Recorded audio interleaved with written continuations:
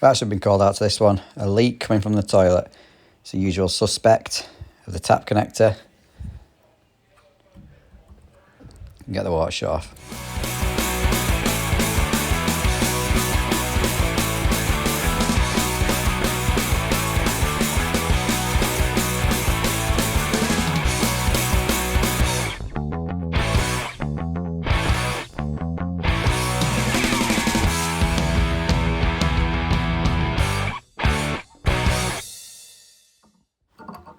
I'm going to risk it and go for the isolation valve on the toilet. Flush the loo, obviously make sure it's actually shut off.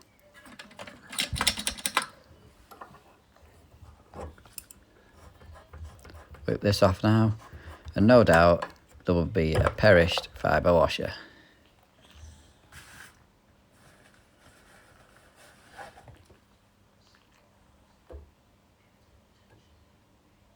Lovely.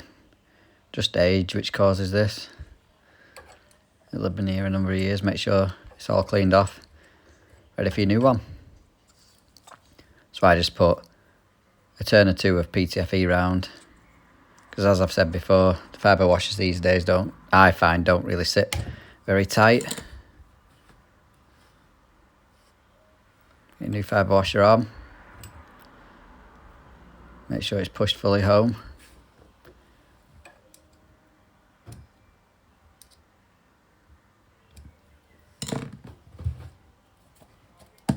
And then add a bit of paste, Boss White, belts and braces and all that. Probably doesn't need these. Now the hard bit, getting it started. Brass nut on a plastic thread.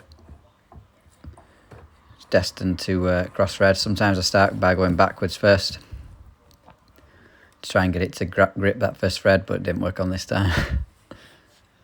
One eternity later. Eventually got this one on.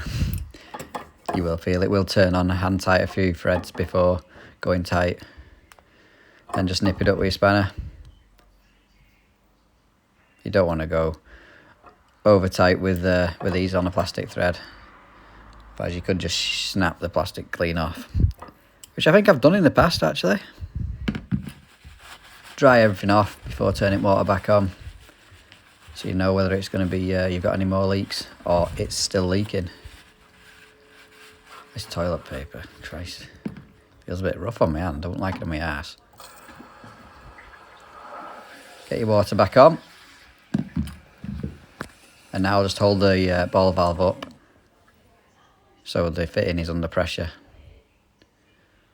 Obviously check now for leaks.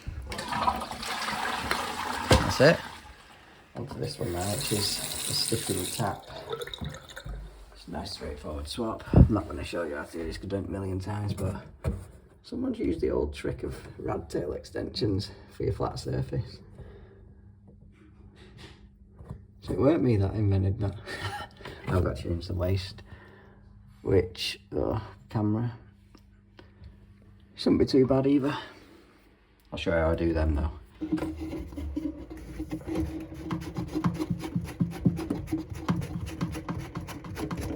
Now don't do what every plumber's done.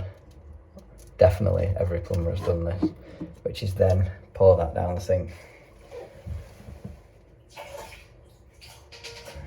Instead I just poured it all over the fucking toilet seat.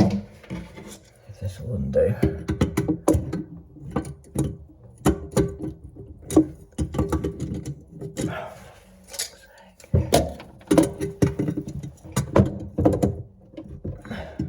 These grips are too big.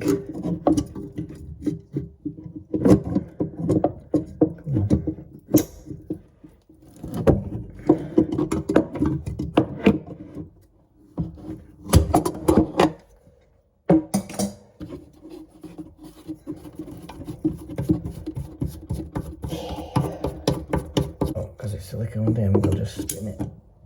Hopefully break all the silicone off. Like that.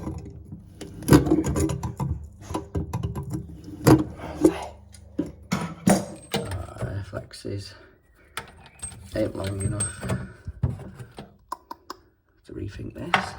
So that's what I've chosen to do, remove them rad tails out of there and swap it for a iron to copper, because I needed 4-inch extra length.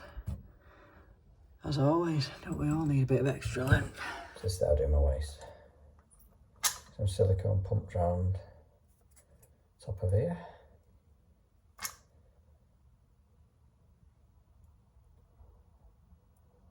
Really decent bead on it. You never have too much. Drop that in.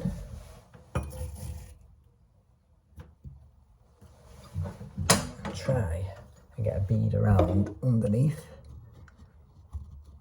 So I've just put a bead all around up top there. There's a couple of washers. That one would have been the one for sitting on the top side of the basin. You get rid of that and just use them two. Give everything a test.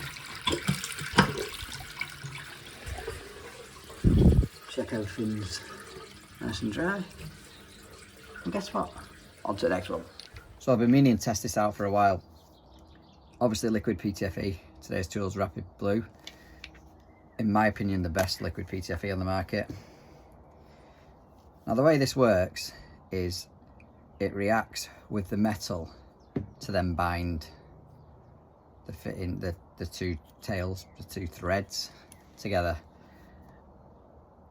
I want to know how it's going to work with the plastic. This is a plastic cap end into the metal. Will it still seal plastic thread into metal thread? I have seen when you use plastic onto a plastic fitting that it just makes the plastic go all brittle and soft. It reacts badly. So we'll see how it reacts on this. I don't think I could have said react anymore.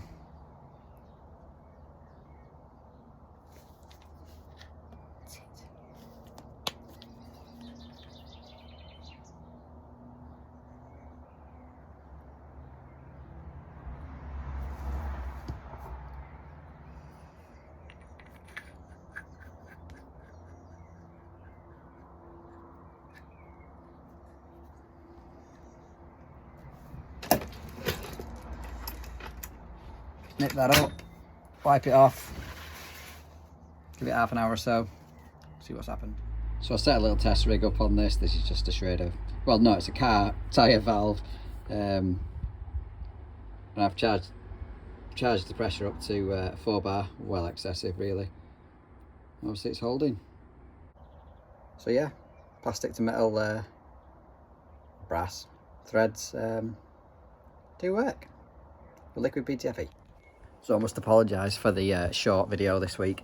It's been half term, son's school has had 2 weeks off, and on the Friday of the first week he came back with chicken pox from my mother's. So yeah, I've not had a chance to get much content this week, but as of next week we'll be back at it full time. Thanks for watching. Don't forget to hit the like button and subscribe if you haven't. It is free. Some people believe it costs. It doesn't. It's free. It's absolutely free. Bye bye now.